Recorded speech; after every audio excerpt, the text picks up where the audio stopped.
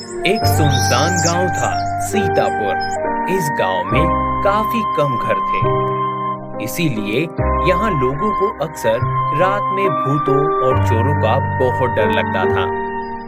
इस गांव में सभी को जल्दी सोने की आदत थी। रात के 8 बजे तक सभी गांव वाले घरों के दरवाजे और खिड़कियां बंद करके सो जाते थे। इसी गांव में कुछ लोगों ने देखा था, रात के 12 बजे कुछ जादुई बच्चे कहीं से आते और पार्क में खेलने लगते। इन बच्चों को सारे गांव में कोई नहीं पहचानता था और ना ही लोगों को ये पता था कि ये बच्चे कहां से आते थे। ये बच्चे रोज रात को खेलते और जोर जोर से गाने बजाते। सभी गांव वाले डर के मारे कभी अपने घर के दरवाजे नहीं खोलते और ना ही बाहर निकलते। सवेरा होने तक ये बच्चे गायब हो जाते। ये सीतापुर में रोज का किस्सा था।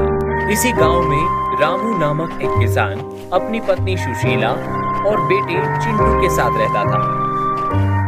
चिंटू बहुत ही शरारती बच्चा था। वो अक्सर शरारत करता था और गांव में सभी को परेशान करता था।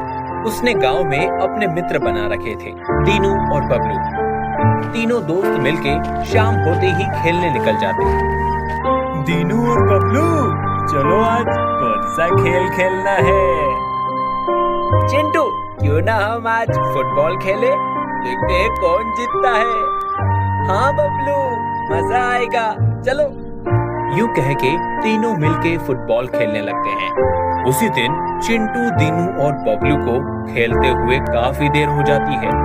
वो बहुत डर जाते हैं और घर की ओर भागते हैं। दीनू, बबलू, भागो घर, आज तो हमारी खैर नहीं। मम्मी पापा हमारी क्लास ले लेंगे। हाँ चिंटू, हमें भागना चाहिए अब घर, वरना हमारी खैर नहीं। तीनों जल्दी जल्दी भागते दौड़ते अपने अपने घर पहुंचते हैं। बेटा चिंटू, तुमको मैंने कितनी बार कहा है, रात होने से पहले घर आ जाया करो। चलो अब जल्दी से सो जाओ बेटा, बाहर वो बच्चे खेलने आ जाएंगे। बाबा, आखिर कौन है ये जादुई बच्चे और आप हमें क्यों नहीं देखने देते उन्हें? बेटा क्या पता ये बच्चे किसी पे क्या जादू ना कर दे। तुम चुपचाप सो जाओ बेटा और कभी इन बच्चों को देखने की गलती ना करना। यूं ही दिन बीतते हैं और सीतापुर का कोई व्यक्ति रात को 8 बजे के बाद बाहर नहीं निकलता। अचानक एक रात चिंटू को उल्फत सूझती है। जब रात होती है तो वो सोने की एक्टिंग करता है। जब घर पे सब सो जाते हैं तो वो जाग जाता है। वो बबलू और दीनू दोनों को कॉल करता है और कहता है, बबलू, दीनू, आज हम इन जादुई बच्चों को देखते हैं और पता लगाएंगे कि ये बच्चे आखिर है कौन। हाँ चिंटू, दीनू, चलो खिड़की से देखते हैं। तीनों अपनी अपनी खिड़की में से झांक के बाहर देखते हैं तो उन्हें कुछ जादुई और मायावी बच्चे बाहर के गार्डन में खेलते हुए दिखते हैं। उनके पास तरह तरह के जादुई खिलौने होते हैं। ये सब देख के चिंटू, बबलू और दीनू के मन में लालच आ जाता है। उन्हें भी उन बच्चों के साथ खेलने का मन करता है। अगले दिन वो तीनों आपस में मिलते हैं और तय करते हैं कि वो जादुई बच्चों के साथ खेलेंगे। बबलू और दीनू, आज हम तीनों मिलके उन जादुई बच्चों के साथ रात को खेलेंगे। आज हम मम्मी पापा को चकमा देंगे। जैसे ही रात हो जाएगी चुपचाप अपने घरों से बाहर निकल जाना। हाँ चिंटू, मजा आएगा। दीनू, क्या कहते हो? जरूर, ये रात तो बड़ी मजेदार होने वाली है। ये कह के तीनों बहुत हंसते हैं। उसी रात जैसे ही सारे गांव वाले सो जाते हैं, तीनों बच्चे अपने अपने घरों से चुपचाप बाहर निकल जाते हैं और उन जादुई बच्चों के पास जाते हैं। हमें भी आपके साथ खिलाओ, प्लीज, हमें खेलना है आपके साथ। ओह, तो तुम्हें हमारे साथ खेलना है? ठीक है, ये लो बाजा, इसे बजाओ। सभी बच्चों को खेलने में बहुत मजा आता है। तभी अचानक रात के 2 बज जाते हैं। जादुई बच्चे गायब हो जाते हैं और उनकी जगह पे 3 जादुई चुड़ैल आ जाती हैं और चिंटू, दीनू और बबलू को पकड़ लेती हैं। चिंटू, दीनू और बबलू तीनों चुड़ैल को देख के बहुत डर।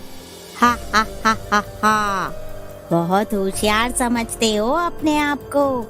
तुम्हारे मम्मी पापा ने तुम्हें कहा था कि बाहर मत निकलना, पर तुमने उनकी एक नहीं मानी। हाँ, माँ बाप की बात न मानने का नतीजा अब तुम तीनों भुगतोगे।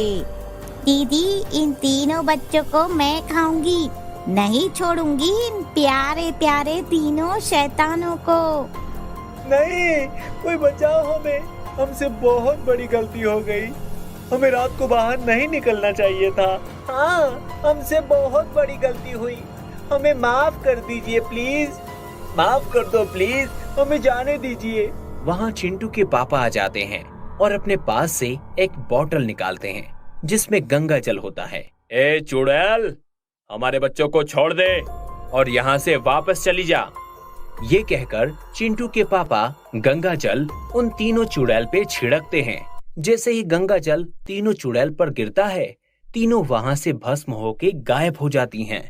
बच्चों, तुम्हें मना करने के बावजूद तुम तीनों रात को घर से बाहर निकले। आज के बाद कभी ऐसा न करना और अपने से बड़ों की हमेशा बात सुनना। हाँ पापा, हम वचन देते हैं, आज के बाद हम बड़ों की हर बात मानेंगे और कभी देर रात तक घर से बाहर नहीं निकलेंगे। हमें हमारी गलती का एहसास है, हमें माफ कर दीजिए प्लीज। ये कहकर चिंटू के पापा तीनों बच्चों को अपने साथ ले जाते हैं और बबलू और दीनू को अपने अपने घर पे छोड़कर चिंटू को अपने साथ घर ले जाते हैं।